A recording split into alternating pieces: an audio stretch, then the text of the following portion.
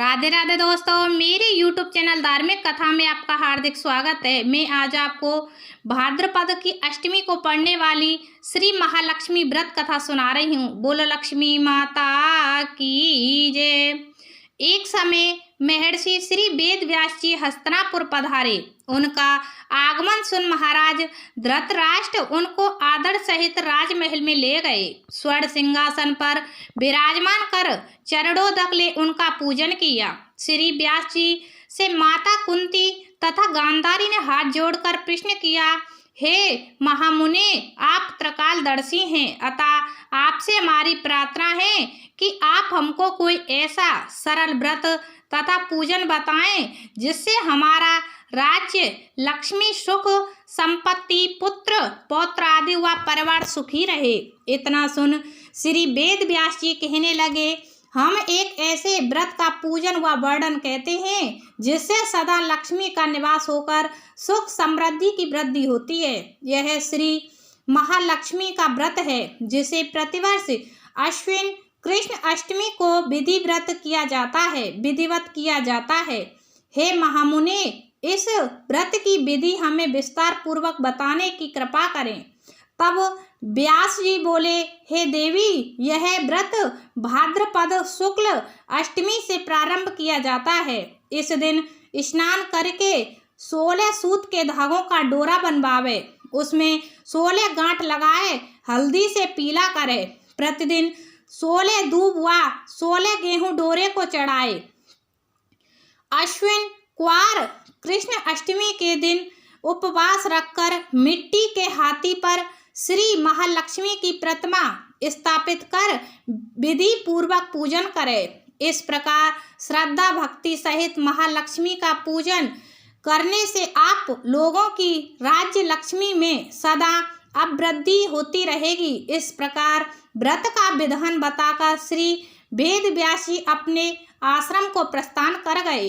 इधर समय अनुसार भाद्रपद शुक्ल अष्टमी से गांधारी तथा कुंती अपने अपने महलों में नगर की स्त्रियों सहित व्रत का आरंभ करने लगी। इस प्रकार 15 दिन बीत गए। 16वें दिन अश्विन कृष्ण अष्टमी के दिन गांधारी ने नगर की सभी प्रतिष्ठित महिलाओं को पूजन के लिए अपने महल में बुलवा लिया। माता कुंती के यहाँ कोई भी महिला पूजन के लिए नहीं आई।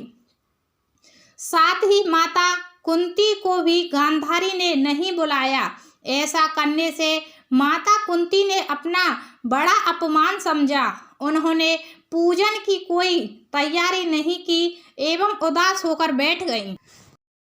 जब पांचों पांडव युधिष्ठिर, अर्जुन, भीम, नकुल और सहदेव महल में आए तो कुंती को उदास देखकर पूछा, हे माता, इस प्रकार उदास क्यों हैं? आपने पूजन की तैयारी क्यों नहीं की? तब माता कुंती ने कहा, हे पुत्र, आज महालक्ष्मी के व्रत का उत्सव गांधारी के महल में मनाया जा रहा है। उन्होंने नगर की समस्त महिलाओं को बुला लिया और उसके 100 पुत्रों ने मिट्टी का एक विशाल हाथी बनाया, जिस कारण सभी महिलाएं उस बड़े हाथी का पूजन करने के लिए गांधारी के यहाँ चली गईं, लेकिन मेरे यहाँ नहीं आईं। यह सुनकर अर्जुन ने कहा, हे माता, आप पूजन की तैयारी करें और नगर में बुलावा लगवा दें कि हमारे यहाँ स्वर्ग के ऐरावत हाथी की पूजन होगी।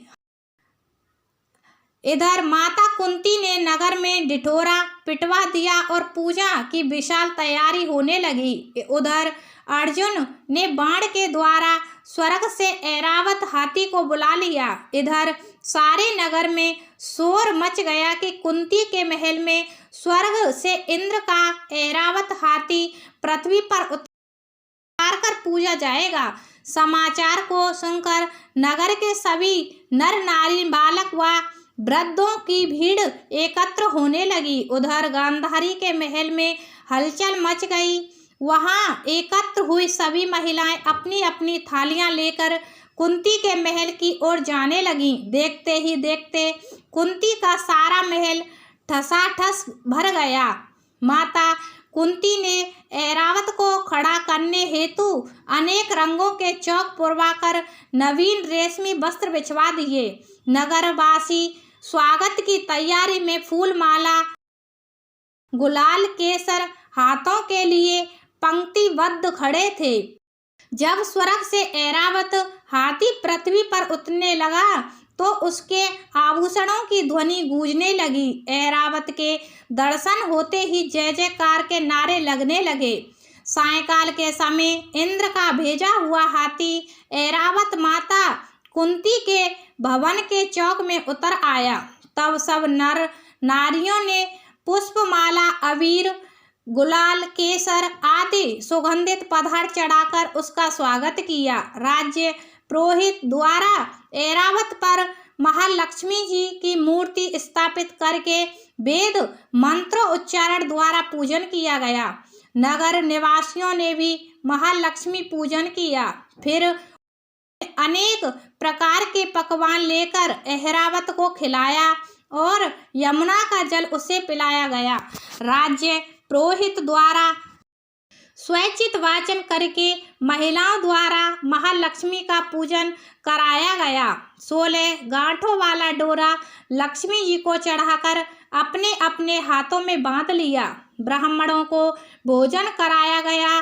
दक्षिणा के रूप में स्वर्ण आभूषण, वस्त्र आदि दिया गया। तत्पश्चात महिलाओं ने मिलकर मधुर संगीत लहरियों के साथ भजन कीर्तन कर संपूर्ण रात्रि महालक्ष्मी व्रत का जागरण किया। दूसरे दिन प्रातः राज्य पुरोहित द्वारा वेद मंत्र उच्चारण के साथ जलाशय में महालक्ष्मी की मूर्ति का विसर्जन किया गया। फिर ऐरावत को विदा कर इंद्रलोक को भेज दिया। इस प्रकार जो स्त्रियां श्री महालक्ष्मी का विधि पूर्वक व्रत एवं पूजन करती हैं उनके घर धन धान्य से पूर्ण रहते हैं तथा उनके घर में महालक्ष्मी जी सदा निवास करती है। महालक्ष्मी की यह स्तुति अवश्य बोले। महालक्ष्मी नमस्तुभ्यं नमस्तुभ्यं सुरेश्वरी, हरि प्रिय नमस्तुभ्यं नमस्तुभ्यं दयानिधे।